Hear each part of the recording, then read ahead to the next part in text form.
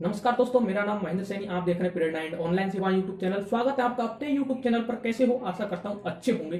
तो आज हम बात करने वाले हैं कि हम किसी भी चीज में सफल कैसे हों, सफलता प्राप्त कैसे करें और बहुत सारी चीजों के बारे में जानने वाले हैं। तो मैं आपको बताऊं कि मनुष्य का जो मस्तिष्क है, इसका जो बाहरी रूप से, बाहरी वातावरण के रूप से वैसे देखें तो इसके 3 भाग डॉक्टरों ने बताए हैं। ठीक है, एक पिछला हिस्सा होता है, 2 हिस्सा बगल वाले होते हैं, इस प्रकार से। लेकिन जो मुख्य रूप से मनुष्य का मस्तिष्क होता है, इसके 2 भाग होते हैं। एक तो कॉन्शियस माइंड, एक सबकॉन्शियस माइंड, यानी एक बाहरी मन और एक होता है आंतरिक मन। एक बाहरी मन, दूसरा आंतरिक मन। तो इनका विज्ञान आज हम बताने वाले हैं कि इनका विज्ञान क्या है और इनके माध्यम से आप किस प्रकार से अपने कार्यों में आप किस प्रकार से सफल हो सकते हो। ये सारी चीजें आज हम बात करने वाले हैं। तो देखिए, कोई भी बात आती है, कोई भी चीज, कोई भी वस्तु, जो भी हम सोचते हैं, जो भी बात आती है, तो पहले वो हमारे बाहरी मन से टकराती है। बाहरी मन का एक पर्दा होता है, बाहरी मन का एक आवरण होता है, उससे टकराती है। यदि उससे टकरा के बात यदि आंतरिक मन में उसको भेद के आंतरिक मन में पहुंच गई तो वो बात हमें याद रह जाएगी, वो बात हमें आगे के लिए काम आएगी और हमारे आंतरिक मन के ही अनुसार हमारी बॉडी कार्य करती है। किस प्रकार से, इसका मैं उदाहरण देता हूं कि जिस प्रकार से हम हनुमान चालीसा पढ़ते हैं। ठीक है, हनुमान चालीसा हमने पहली बार पढ़ी तो हनुमान चालीसा क्या हमें याद हो जाती है? क्या एक बार पढ़ने पर याद हो जाती है? क्या नहीं होती। हम उसको किताब से पढ़ते हैं, देख करके पढ़ते हैं। लेकिन जब वो हमारे बाहरी मन से टकराती है, बाहरी मन के आवरण से टकराती है, फिर हम उसे 1 बार पढ़ते हैं, 2 बार पढ़ते हैं, 3 बार पढ़ते हैं, 4 बार, 5 बार, 6 बार, 7 बार, 8 बार, 8-10 दिन पढ़ते हैं, तो हमें अपने आप याद हो जाती है। यानी वो चीज हमारी बार बार बार बार बाहरी मन से टकराती है और बाहरी मन के आवरण को एक बार वो भेद करके आंतरिक मन में पहुंच जाती है और वो हमें याद हो जाती है। और फिर जब हम अगली बार हनुमान चालीसा को बोलते हैं तो हम जो वाक्य बोल रहे हैं उससे आगे क्या वाक्य आने वाला वो अपने आप हमारी आंखों के सामने चित्रित हो जाता है, अपने आप हमारे मन में आ जाता है, अपनी आंखों के सामने आ जाता है कि इससे आगे ये बात है। तो वो चीज हमें याद हो जाती है। हमारी बॉडी भी आंतरिक मन के अनुसार कार्य करती है। इसका मैं और उदाहरण देता हूं कि एक व्यक्ति ऐसा है कि सुबह 8 बजे जगता है। उसको आप कहो कि तुम्हें सुबह 4 बजे जगना है, वो भी स्वीकार करता है इस बात को कि मुझे सुबह 4 बजे जगना है।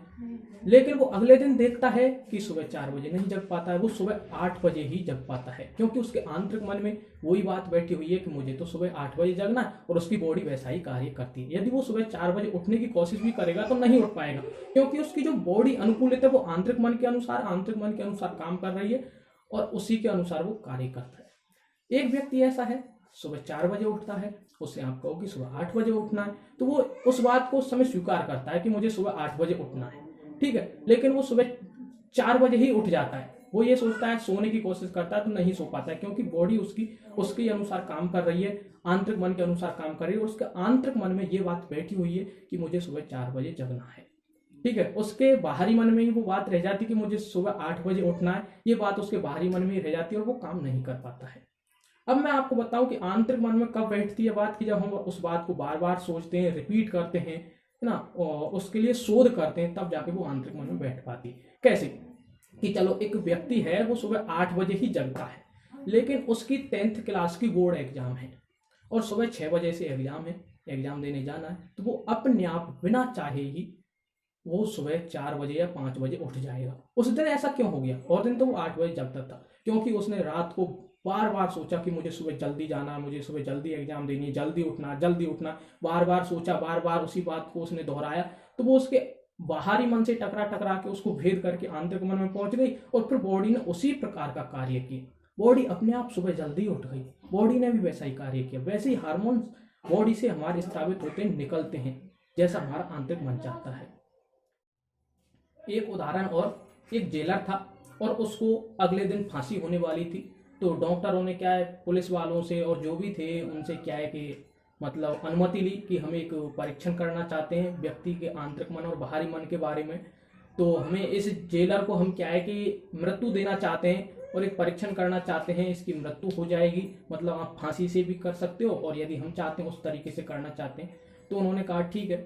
तो उस व्यक्ति को एक दिन पहले, 24 घंटे पहले ये कह दिया गया कि हम आपको एक ऐसे सर्प को खवाएंगे, एक ऐसा सर्प आपको काट लेगा जिससे कुछ ही सेकंड में आपकी मृत्यु हो जाएगी। यदि आप फांसी पर जाओगे तो 2-5 मिनट तड़पोगे। बताओ आप किस प्रकार से अपनी मृत्यु चाहते हो? तो उस व्यक्ति ने सोचा कि मुझे फांसी तो होनी है, तो इससे अच्छा है कि मैं कम से कम अपने जीवन में तड़पूं। तो उसने कहा कि आप मुझे सर्प को खिला देना। तो उन्होंने कहा कि ठीक है, हम ऐसे जहरीले सर्प से आपको कटा देंगे, मतलब काट लेगा वो, ऐसा जहरीला सर्प आपको डसेगा जिससे आपकी कुछ ही सेकंड में मृत्यु हो जाएगी। उसने कहा ठीक है।